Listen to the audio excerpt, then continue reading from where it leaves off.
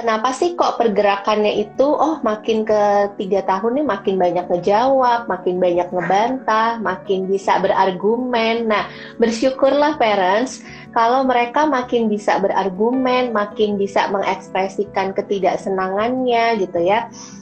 Berarti perkembangan bahasa mereka makin kompleks, perkembangan kognitif atau berpikir mereka juga semakin kompleks gitu. Nah, makanya lebih ngeselin gitu ya. Makanya lebih. Halo Mbak Prita. Halo, Mami. Mbak, kamu cantik banget. Apa kabar? Baik. Hah, iya ya, kan mau ketemu Mamin. Mau ngerayain birthday-nya Zura kan? Iya. Pas banget nih Mbak, Parent Talk 3 tahun, anak aku kemarin 3 tahun gitu. Jadi sangat pas banget ya. Mbak Prita apa kabar? Baik, puji Tuhan. Mamin apa kabar? Baik juga, walaupun di rumah udah berbulan-bulan ya udah. Yang penting sehat ya Mbak. Bener banget. Ini seminggu ini bakal full Ideal Life Festival kayaknya ya, Parent Talk ya. Yes, betul. Hari ini ada 2, nanti sore ada lagi sama Mbak Analisa gitu, Mbak Min. Oke, happy birthday buat Parent Talk yang ketiga. Thank you Mbak. Oke, Mbak, sebelum kita mulai boleh dong Mbak Prita kenalin diri aja dulu ke para followers Parent Talk. Mungkin ada yang baru gitu kan, belum familiar sama Mbak Prita Tias. Silakan Mbak. Oke, thank you Mamin. Hai parents, nama aku Prita Tias Pangestuti. Jadi aku adalah psikolog klinis dan psikolog keluarga sekaligus founder dari sekolah Montessori di BSD, Bumi Nusantara Montessori. Dan sekarang lebih banyak untuk kasih workshop tentang parenting, Montessori, positif disiplin, dan juga konseling-konseling terkait anak dan keluarga gitu, Amin. Oke Mbak, kita mulai aja nih. Apa sih itu fase teenager gitu? Aku baca-baca nih Mbak, katanya sikap mereka udah kayak 13 tahun nih gitu. Jadi apa sih spesialnya nih teenager gitu? Ya, oke. Nah, ini pas banget ya. Sebenarnya kalau kita mau teenagers itu kan sebenarnya salah satu isu yang diangkat karena mungkin para parents mengalami challenge di anak-anak yang usia 3 tahun gitu ya. Nah, tapi sebenarnya Mamin, meskipun judulnya teenagers, tapi dimulainya itu bisa jadi mulai umur 2 tahun gitu ya, atau bahkan ada yang usia 18 bulan itu mengalami juga ciri-ciri yang memuncaknya di usia 3 tahun. Nanti kita bahas ya ciri-cirinya atau gejala-gejalanya tuh. Gejala udah kayak penyakit ya, tapi ciri-cirinya anak udah masuk ke fase teenagers ini kayak apa sih gitu. Nah, teenagers tadi yang kayak Mamin bilang itu sebenarnya kan gabungan dari three dan teenagers gitu ya. Jadinya teenagers. Kalau mungkin para parents udah kebayang ya, kalau punya anak teenagers tuh gimana? Tinggal bayangin kita dulu deh waktu masih teenagers. Pasti bikin ayah ibu kita geleng-geleng kan. Nah, ternyata makin kesini ternyata nggak usah nunggu teenagers di usia 3 tahun udah ada tantangan-tantangan yang ditunjukkan oleh anak-anak gitu ya.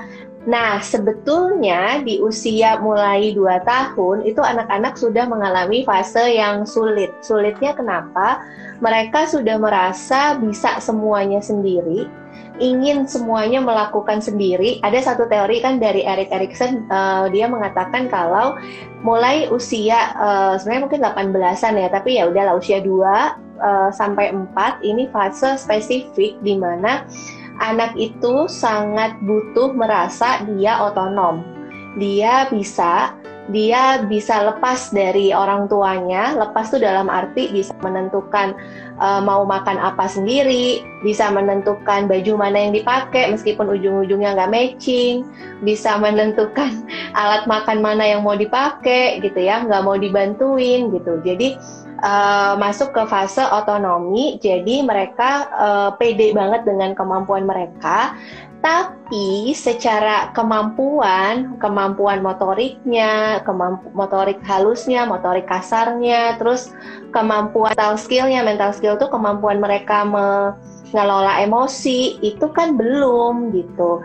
Jadi mereka sendiri nih ada gap nih antara aku pede aku bisa, aku pengen bisa, dan aku yakin aku bisa, tetapi banyak hal kenyataannya belum benar-benar bisa gitu. Nah, contoh sederhananya ya, siapa sih yang kalau habis pakai baju, habis mandi, mau pakai baju tuh sejam gitu. Iya kan, jadi dulu gitu ya Mbak. ngiterin rumah dulu, kalau enggak dia udah pede banget bisa pakai sendiri, tapi kenyataannya masih susah gitu ya, masih perlu dibantu. Ujung-ujungnya kalau kita pas nih, para parents pas ngasih guide-nya atau ngasih bantuannya itu masuknya pas, mereka jadi ngerasa senang-senang aja dibantu. Tapi kalau nggak pas, mereka ngerasa kenapa sih kok aku dianggap belum bisa gitu ya. Di sisi lain sebenarnya tanpa kita ngapa-ngapain pun, ini yang perlu banget parents sadari ya. Mungkin kita ngerasa apa aku yang salah ya sebagai parents untuk mendampinginya, untuk meresponnya. Tapi satu hal yang perlu kita sadari, tanpa kita ngapa-ngapain, di dalam diri mereka itu udah lagi kompleks, lagi bingung gitu. Contoh nih, kapan hari aku ngelihat si Kama mau pakai piyama yang ada kancingnya. Nah, dia pede banget kan karena ngelihat kita orang tuanya bisa dengan gampang gitu. Tapi dia frustasi gitu. Jadi frustasi untuk bisa memasukkan itu sendiri. Nah, ini jadi yang perlu kita sadari itu, tanpa kita kasih intervensi apa-apa gitu ya, tanpa ada andil kesalahan kita, mereka sendiri ini lagi fase itu yang nah, semoga dengan memahami ini parents jadi lebih bisa gitu ya, kalau tiap hari harus beradu argumen sama mereka gitu. Itu sih yang teenagers tuh maksud gitu.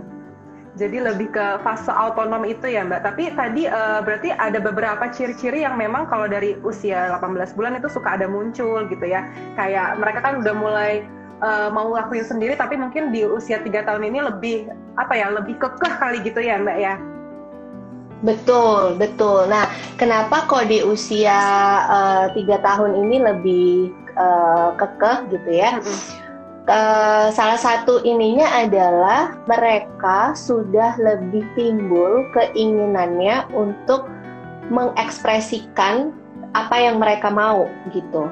Jadi kenapa sih kok pergerakannya itu makin ke 3 tahun nih makin banyak ngejawab, makin banyak ngebantah, makin bisa berargumen. Nah, bersyukurlah parents kalau mereka makin bisa berargumen, makin bisa mengekspresikan ketidaksenangannya gitu ya. Berarti perkembangan bahasa mereka makin kompleks, perkembangan kognitif atau berpikir mereka juga semakin kompleks gitu. Nah, makanya lebih ngeselin gitu ya. Makanya lebih ngeselin. Tapi wajar ya kalau mereka mau coba sesuatu terus mereka frustasi karena ada gap yang tadi itu, yang motoriknya belum maksimal tapi mereka keinginannya udah tinggi banget gitu ya Mbak ya. Karena kemarin Zura tuh sering banget nih Mbak di rumah, kayak ya dia mau buka sesuatu, dia willing banget tapi dia kesel karena nggak bisa.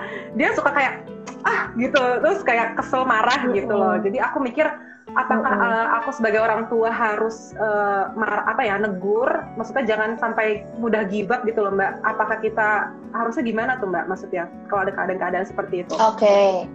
Oke, nah iya, jadi kalau memintanya itu wajar atau enggak, wajar banget gitu. Nah, satu cara praktis sebenarnya yang meskipun ini mungkin nggak bisa dilakukan 100% adalah jadi ini ada satu teori yang mendasari Mamin. Jadi kayaknya aku pernah bahas di mana ya, pokoknya ada satu teori namanya Vygotsky ya. Nah, dari teori ini itu zona pembelajaran anak ini dibagi menjadi 3 zona. Zona yang paling dalam, lingkaran yang paling dalam itu katakanlah kita kasih warna dia hijau ya. Nah, zona hijau ini adalah comfort zone anak, di mana sesuatu yang anak itu udah canggih. Misalnya nih, Zura kalau buka toples atau buka botol yang flip-flop, misalnya shred gitu, misalnya dia udah canggih tanpa bantuan gitu ya. Berarti ini masuk di zona hijau. Nah, zona kedua itu adalah zona pink. Zona pink ini namanya zone of proximal development. Nah, zona pink ini adalah keterampilan yang anak mungkin belum 100% bisa, tapi kalau dibantuin dikit aja bisa. Contoh misalnya, buka toples yang bukanya puter gitu ya.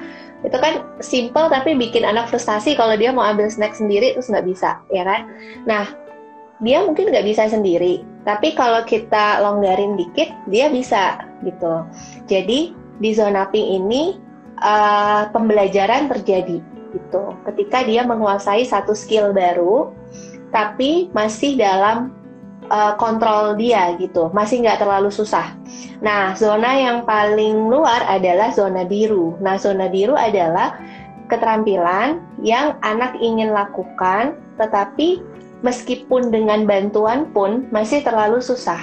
Contoh misalnya, dia harus buka tutup makan yang modelnya tuh yang harus ditekan, terus di flip kanan kirinya gitu ya. Itu kan harus benar-benar tekan terus dimasukin gitu. Nah, itu meskipun kita bantuin, dia belum kuat, belum bisa koordinasinya. Nah, ini membuat dia frustasi. Maka kalau tadi yang Mamin ceritain tentang Zura, dan saya yakin banyak parents juga mengalami, salah satu tips yang bisa kita lakukan sebenarnya adalah meminimalkan aktivitas atau barang-barang yang dia pakai yang ada di zona biru. Tetapi contoh deh, oke deh, saya observe nih. Oh, si Kama ini selalu frustasi kalau pakai piyama karena kancingnya kecil sekali. Padahal dia belum belajar yang kancing besar. Jadi si piyama yang kancing kecil ini sementara disimpan dulu gitu ya, sampai saya ajarin dia pakai kancing yang besar dulu, karena si piyama kancing kecil ini masuk ke zona yang biru gitu. Jadi itu makanya kalau misalnya anak parents yang usia 3 tahun maunya sikat gigi sendiri, maunya ambil minum sendiri gitu ya, maunya pakai sepatu sendiri. Nah, kita perlu perhatikan prepare environment, kita perlu perhatikan lingkungan di rumah supaya ketika dia mau sikat gigi itu tetap masuk di zona pink dia. Memperhatikannya caranya gimana? Paling nggak ada step stoolnya, atau paling nggak si sikat gigi itu diletakkan di tempat yang nggak terlalu licin misalnya. Jadi itu penting kita lakukan gitu. Jadi kita create safe environment itu juga ya Mbak, penting ya Mbak, biar anak nggak frustasi banget gitu. Ntar kalau anak yang frustasi, maunya frustasi. Salah apa aku salah di mana langsung gitu. Oke Mbak, kita balik lagi ke teenager nih. Kalau tadi Mbak Rita udah jelasin, sekarang ciri-cirinya nih apa aja? Oke, tadi sebenarnya cirinya satu udah kita bahas ya, dia pengen melakukan segala sesuatunya sendiri gitu, independen. Nah, terus yang kedua, mereka itu ciri-cirinya adalah suka pasti kesulitan mengekspresikan emosi dengan kata-kata yang jelas gitu. Nah, jadinya kadang-kadang suka ngelempar, teriak, menjerit gitu ya. Kalau parents menemukan seperti ini, sebelum kita merasa bahwa nih anak kok begini banget ya, harusnya kan nggak gini cara mengekspresikan emosi. Kita harus ingat dulu bahwa dia juga nggak pengen kok begitu caranya gitu ya. Cuman memang kemampuan otaknya belum memampukan dia untuk bisa mengekspresikan emosi dengan cara yang lebih sehat gitu. Jadi kalau misalnya seneng banget itu loncat-loncat kegirangan di atas sofa, keselin kan. Kalau sedih banget itu nangis teriak-teriaknya sampai tetangga dengar, ngeselin juga kan. Jadi, tapi ya itu memang mereka belum bisa ngontrol cara mereka untuk mengekspresikan emosi. Tapi meskipun, ini mungkin aku sekalian selipin how to-nya kali ya Mamin ya. Meskipun mereka belum bisa, bukan berarti mereka nggak ngerti kalau diajarin. Jadi tetap boleh kita perkenalkan gitu ya. Cara paling mudah sebenarnya kita bahasakan aja, verbalkan apa yang sedang dia rasakan. Seperti tadi misalnya Zura kesel gitu karena nggak bisa buka sesuatu atau ambil sesuatu. Nah, kita bisa tinggal mengulangi, sebenarnya memverbalkan, membahasakan apa yang sedang dia alami. Zura kesel ya, sebenarnya pengen ambil itu sendiri, tapi Zura masih kesulitan ya, gitu. Jadi dibahasakan aja untuk membantu mereka. Caranya gitu ya, mengekspresikan emosi itu caranya kayak gitu. Meskipun ketika mereka adopt akhirnya gitu ya, kadang-kadang itu mereka mempraktekannya pas, kadang-kadang masih nggak pas gitu. Kayak kapan hari, mungkin saking seringnya aku membahasakan apa yang dia rasakan, terus si Kama pas dia kesel, dia bilang, adek masih kesel, nggak usah diajak main, pokoknya adek masih kesel. Adek keselnya lama gitu, makin kesel sebenarnya ya yang dengerin. Cuman ya udah, itu tahap latihan mereka untuk express their emotion gitu. Itu ciri yang kedua. Nah, terus ciri yang ketiga, banyak nanya, ya nggak sih? Zura banyak nanya nggak sih? Kok awannya kemana Mami ya? Bulannya kok nggak ada Mami ya? Hal-hal kecil gitu ditanya. Benar. Pertanyaan apa, kenapa gitu ya, curiosity-nya tinggi gitu. Nah, sebenarnya kalau banyak nanya, mungkin kita masih bersyukur gitu ya. Waduh, ini dia banyak nanya nih, kritis ya. Meskipun kadang-kadang kalau udah kebanyakan nanya juga kesel gitu. Cuman pusing. Cuman banyak nanya ini ada positifnya gitu ya. Maksudnya kayak mereka jadi banyak pengetahuan. Nah, tapi kemampuan mereka berpikir kritis ini kadang-kadang mereka pakai juga untuk berargumen gitu kan. Kayak kenapa harus makan? Kenapa harus habis? Kenapa kok ini gitu ya? Jadi itu mereka pakai juga untuk berargumen. Itu salah satu cirinya. Jadi kalau mungkin masih banyak ciri yang lain parents, cuman kalau misalnya aku rangkum paling tidak ada 3 tadi yang ini ya, yang paling ini ya. Jadi banyak nanya, mulai independence, terus sama mereka masih struggle untuk mengekspresikan emosi mereka gitu. Oke, jadi ciri-cirinya 3 itu. Mbak, tapi kalau aku penasaran nih, kalau soal pertanyaan, kalau misalkan orang tua tuh nggak bisa jawab gitu Mbak, apakah boleh kita jawab? Menurut kamu apa jawabannya gitu? Boleh nggak sih Mbak kita, maksudnya dengan tujuan juga menstimulasi pemikiran kritisnya dia gitu? Oke. Nah sebenarnya sangat tergantung pertanyaannya gitu. Misalnya kalau kita merasa intinya gini, kalau kita merasa kira-kira nih kayaknya dia udah bisa jawab, cuman dia iseng aja nanya gitu kan, kadang-kadang kan gitu kan. Kayak kenapa harus cuci tangan, kenapa harus pakai masker gitu. Jadi dia kayak sebenarnya udah bisa jawab. Nah, kita boleh tanya balik gitu ya untuk hal-hal yang sifatnya rutin lah gitu. Menurut adik, menurut kamu kalau kita udah cuci tangan kita jadi apa? Atau menurut kamu kenapa kok kita perlu cuci tangan? Tapi untuk pertanyaan-pertanyaan yang sifatnya itu pengetahuan atau wawasan gitu ya, yang kita merasa kalau kita tanya balik dia juga nggak tahu sih.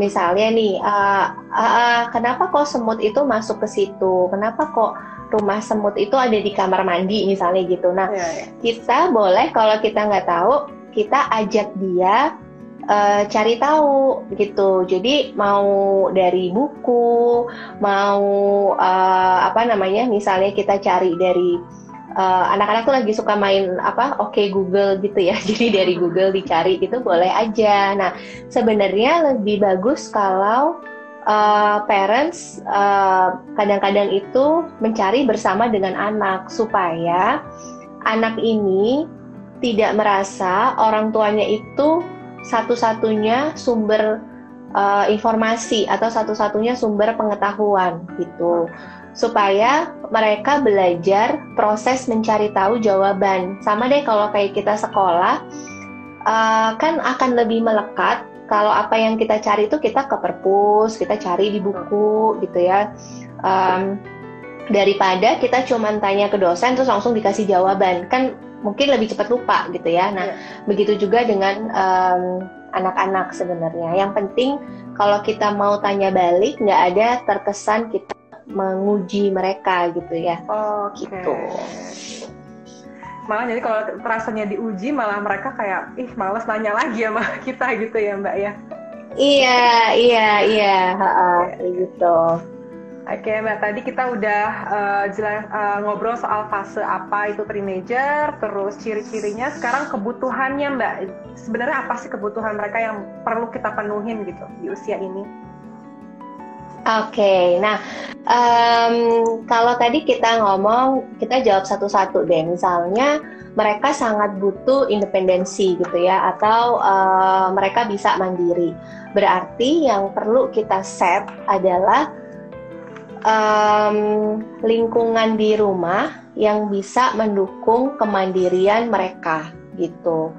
Nah, kemandirian ini parents paling mudah dimulai dari rutinitas ya. Jadi dari mereka bangun tidur, mereka mandi, makan, ganti baju, taruh baju kotor dan seterusnya sampai mereka mau tidur. Nah, itu kita perhatikan lingkungannya, supaya lingkungan itu dalam arti apa yang ada di rumah yang mereka gunakan untuk rutinitas itu kita pastikan aman dalam jangkauan mereka sehingga mereka bisa melakukan itu sendiri. Yang kedua selain lingkungan adalah kita perlu identifikasi atau lihat kira-kira supaya mereka bisa melakukan itu sendiri, mereka membutuhkan keterampilan apa. Contoh, anak umur 3 itu suka males dimandiin, ya kan?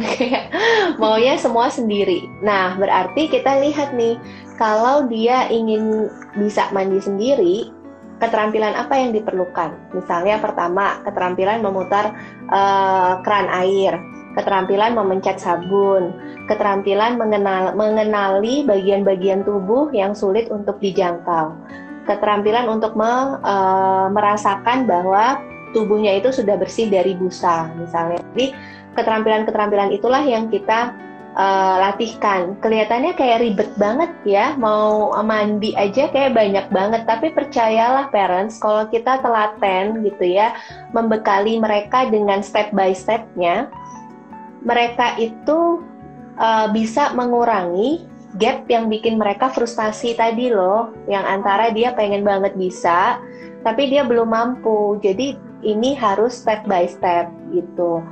Nah, salah satunya juga caranya adalah si independensi ini, kan anak umur segini paling anti disuruh ya nggak sih? paling jago bilang nggak mau gitu. Nah, salah satunya ini misalnya kita buat kayak gini ya. Ini jadi ini cara menggunakan toilet gitu. Nah, di sini udah ada step-stepnya. Tenang aja, anak belum bisa baca nggak apa-apa. Ini kan dia baca gambar sebenarnya, bukan baca tulisan gitu. Ada step-stepnya apa yang harus dilakukan. Nah, ini kita bisa buat, misalnya tempelkan di depan toiletnya. Kalau kita ingin dia bisa menguasai skill cuci tangan atau ke toilet gitu ya, ini yang akan mengajarkan atau menyuruh dia gitu, supaya bukan kita yang nyuruh dia gitu. Jadi misalnya dia lupa untuk habis dari toilet, dia lupa untuk menyiram misalnya. Nah, kita tinggal ingatkan gitu. Yang ini misalnya. Jadi ini membantu dia untuk memperkecil si gap tadi gitu. Jadi yang pertama itu kepercayaan dirinya naik ya Mbak ya kalau kayak gitu ya. Anak jadi betul kepercayaan dirinya naik karena dia ngerasa aku bisa bukan karena disuruh-suruh, tapi aku bisa karena ada panduan lain selain mama lah gitu intinya kan. Gitu ya. Terus yang kedua yang bisa kita gunakan juga terkait ini tadi yang tadi kan kita udah paham ya bahwa anak usia segini ingin merasa punya kuasa untuk menentukan semau-maunya dia gitu. Nah, salah satu ini saya belajar dari aku belajar dari positive discipline yang aku sertifikasi itu. Jadi salah satu alat untuk bisa membuat anak merasa tetap dia yang berkuasa, tetapi tetap bisa menuruti rules yang ada adalah wheels of choices. Jadi bentuknya kira-kira gini. Nah, ini ke mirror ya. Ini skenarionya gini, mau aku ceritain dulu ya. Jadi skenarionya anak-anakku itu setiap kali di mobil rusuh gitu kan, saling ngegangguin, lompat-lompat dan lain sebagainya. Nah, aku menggunakan wheels of choices ini caranya aku bilang sama mereka, oke deh habis ini kita mau pergi ya naik mobil. Kira-kira apa aja ya yang bisa kita lakukan di mobil supaya kalian asik di mobil, tapi tetap tenang gitu. Yuk, nah aku gambar lingkarannya, gambar bagian-bagian rodanya ini, terus minta mereka berpendapat gitu. Misalnya mereka berpendapat, oke deh, bawa mainan gitu ya, tidur-tiduran atau makan snack, nyanyi, tebak lagu dan lain-lain gitu. Nah, semua ide ini idealnya dari mereka. Nah, nanti kalau misalnya pas kita pergi itu, kita tinggal bilang gitu, oke, kalian udah di mobil nih, dari roda itu mana yang mau kalian pilih. Jadi itu bisa kita lakukan supaya ketika meminta anak melakukan sesuatu itu tetap idenya datang dari dia, intinya itu sih. Jadi nggak merasa disuruh gitu ya Mbak ya? Nggak merasa disuruh, betul. Oke, kalau gitu tadi kan yang masih berkembang dari fase ini, kalau tadi aku tangkap itu adalah masih mereka mau independen tapi masih ada gap, lalu masih sulit untuk berekspresi emosi dan juga banyak pertanyaan yang mereka masih curious, masih ingin tahu gitu Mbak. Nah tapi kalau misalkan tahap tumbuh kembang yang optimal di usia ini adakah Mbak? Dan apa aja kalau ada? Oke, nah aku ketinggalan satu lagi ya. Jadi satu lagi sebelum kita masuk ke tahap tumbuh kembang yang optimal, kayaknya gambarku masih ngeblur ya. Iya, gambar masih. Oh, udah nih, udah. Ya, udah. Aduh, sorry. Oke, sekarang udah lebih jelas kah? Yes. Oke. Ya, coba aku tunjukin lagi ya. Tapi masih ngeblur juga ya. Udahlah, nggak tahu ya. Pokoknya begitu. Coba. Ini mungkin lebih jelas nggak? Lumayan ya. Nah, ini parents yang tadi mungkin masih ngeblur. Ini coba aku tunjukin lagi. Intinya adalah di bagian-bagian di roda ini kita menuliskan ide dari anak untuk bisa pemecahan masalah, bisa intinya sih lebih ke arah problem solving ya dari masalah yang kita hadapi bersama anak gitu. Jadi misalnya nih yang paling banyak misalnya masalah makan gitu ya, nggak mau makan atau makan jalan-jalan gitu. Nah itu kita bisa tanyakan ke anak gitu, kira-kira supaya kamu makannya semangat dan habis apa aja ya yang perlu mama bantu, atau kalau anak masih misalnya 2,5-an kita lebih spesifik, kira-kira kamu mau pakai piring yang mana, kamu mau nasinya dulu atau sayurnya dulu. Jadi nggak open question banget gitu ya, tapi lebih spesifik, pertanyaannya tuh lebih spesifik. Misalnya maunya nasi dulu, ya udah ditulis. makan nasi aja misalnya gitu. Dan jangan takut kalau anak belum bisa baca, nggak apa-apa. Mereka itu, atau kalau kita mau tambah gambar boleh juga ya, tapi meskipun belum bisa baca, mereka tetap melihat proses kita menulis, dan mereka tetap merasa bahwa ini ideku gitu. Jadi ini bisa kita pakai. Terus yang entah keberapa ya, ketiga kalau nggak salah, yang kita perlu set up di mereka adalah anak-anak umur segini ini sangat perlu dibantu dengan rutinitas gitu. Jadi mereka akan lebih merasa secure, merasa aman kalau berada dalam rutinitas yang relatif sama setiap hari gitu. Jadi makanya kenapa setup routines itu perlu banget nih parents, dan rutinitas ini akan sangat membantu kalau kita juga bisa visualisasikan gitu. Visualisasikan rutinitasnya gitu ya. Jadi bisa dengan beberapa cara sih, bisa dengan kita ambil gambar misalnya di internet, terus melibatkan mereka yang gunting-gunting gitu ya, rutinitas dari pagi sampai tidur.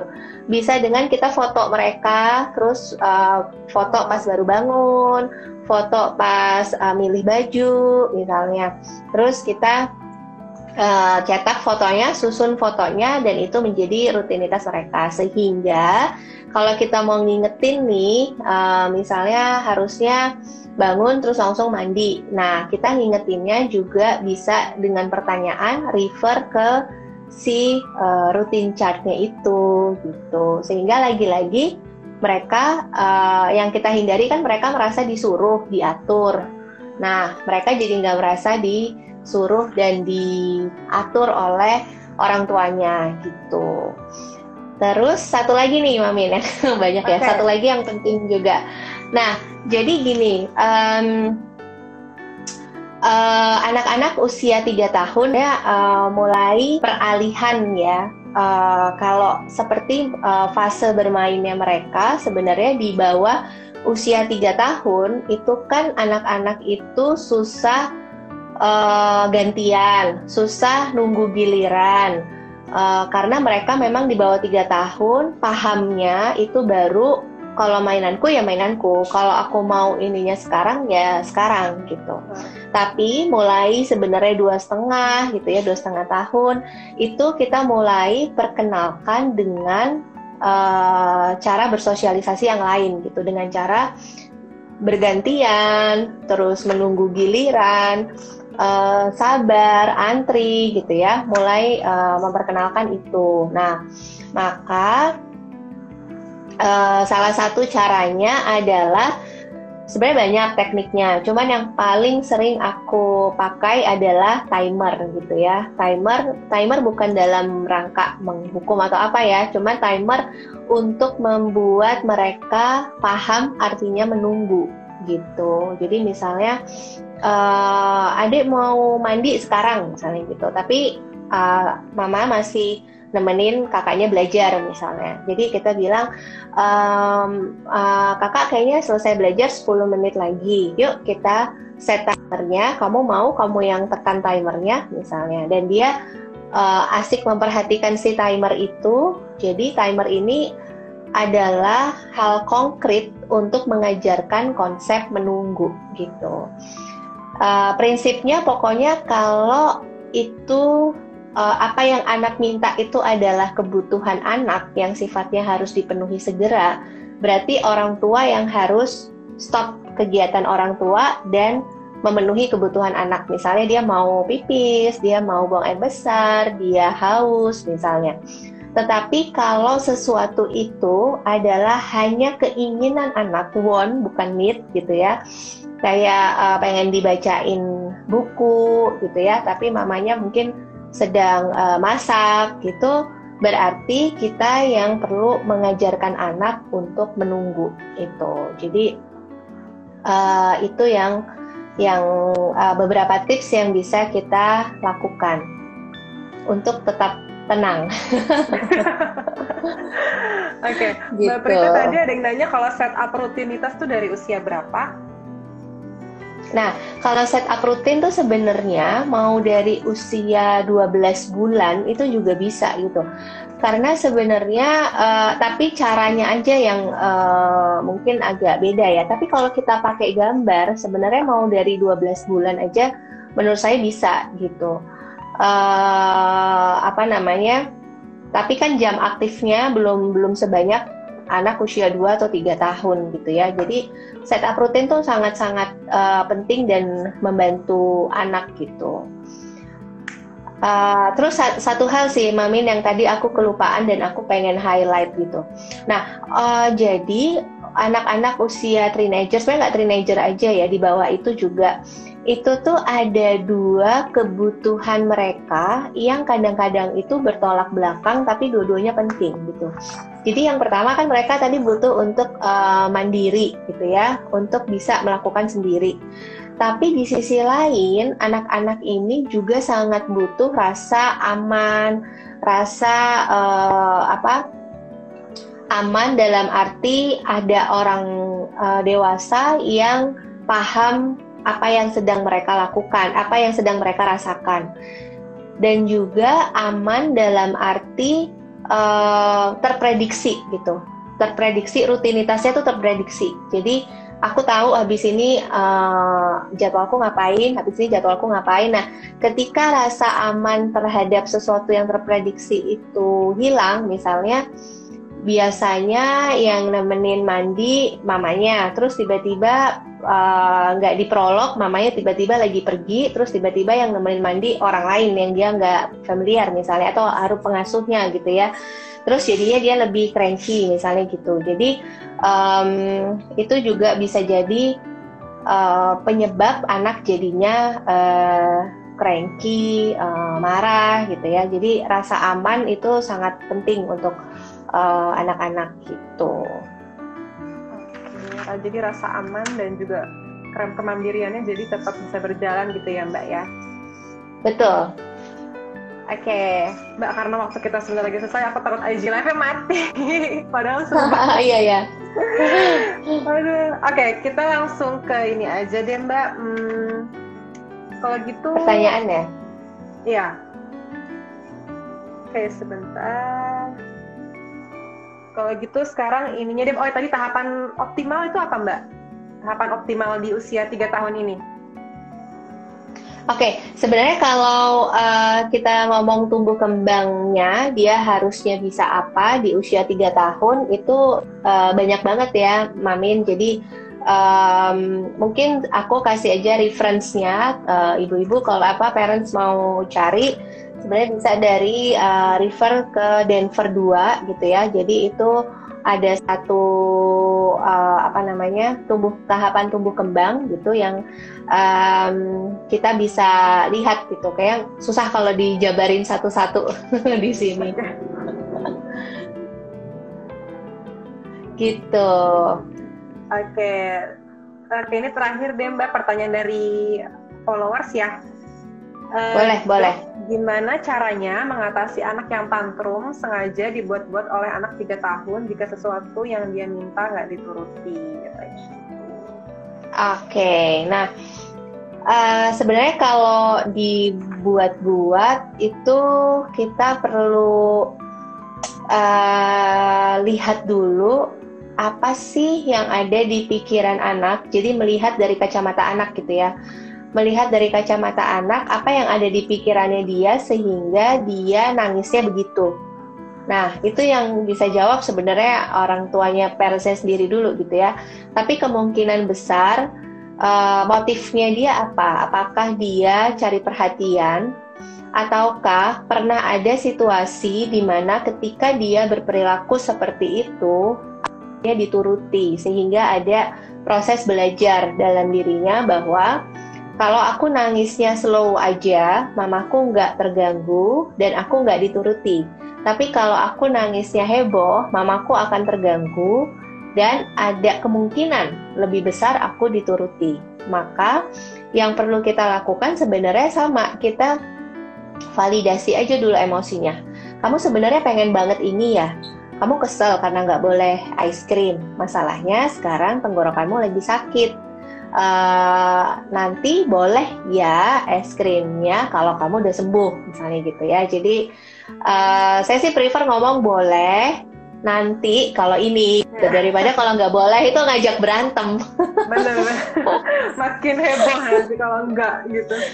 Makin heboh. Dan kalau kita udah yakin bahwa itu memang rules yang harus ditetapkan, kita mesti konsisten. Kalau enggak akan menumbuhkan anak-anak yang makin manipulatif gitu. Oke. Gitu. Mbak Prita, sebelum kita close, Mbak Prita mungkin mau infoin ada event dari Bumi Nusantara School atau dari Mbak Prita sendiri.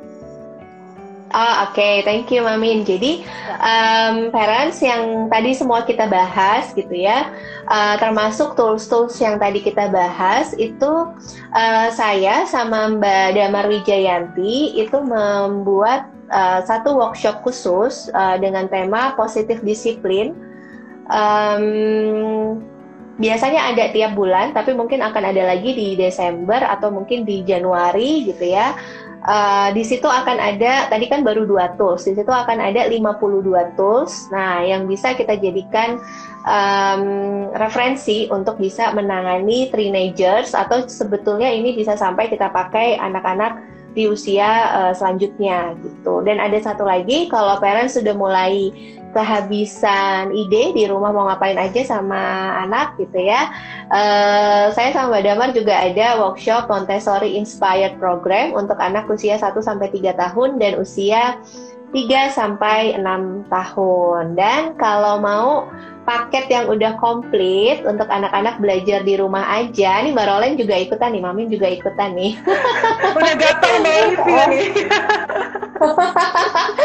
Ada program paket belajar di rumah dari Bumi Nusantara Montessori.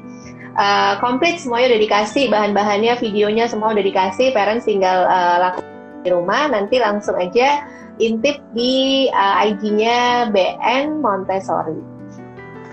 Oke, Mbak Prita. Mbak Prita, terima kasih atas waktunya, terus supportnya, terus mau diajak kerja sama Parent Talk.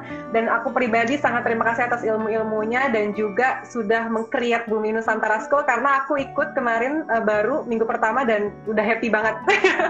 Aku jadi thank you. Iya, aku jadi bisa masa stimulasi Zura tuh tapi nggak pusing gitu, pokoknya nggak stres gitu. Aku udah daftar tuh Mbak, ada yang udah daftar. Oh iya, see you. Thank you juga ya Mamin. Salam buat semua tim Parent Talk. Semoga tetap bisa mendampingi semua parents supaya tetap waras dalam mengasuh anak. Oke Mbak Prita, sehat-sehat. Salam buat keluarga ya. Thank you Mamin. Bye. Bye.